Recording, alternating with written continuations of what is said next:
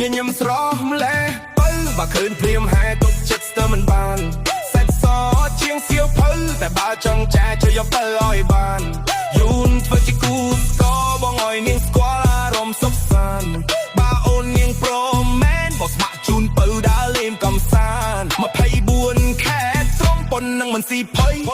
ដើរលេងមិនឲ្យអូនចំណាយលុយមាន power bank ទុកឲ្យអូនដើរដោតបងឲ្យធ្វើកៅអីត្រៀមទុកឲ្យអូនអង្គុយ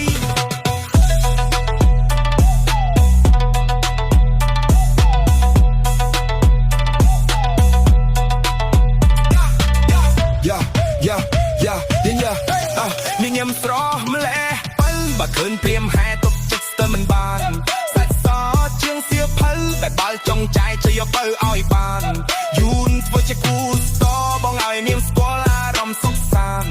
បើអូននាងព្រមមែនបោះស្ម័គ្រជូនពៅដើរលេងកំសាន្ត24ខែក្រុងប៉ុននឹងមិនស៊ីភ័យ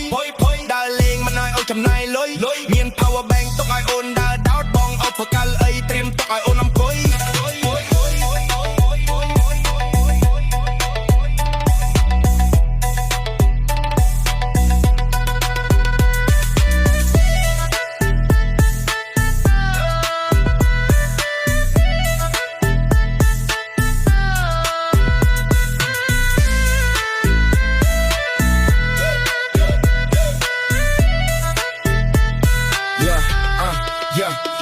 ញញឹមស្រស់ញញឹម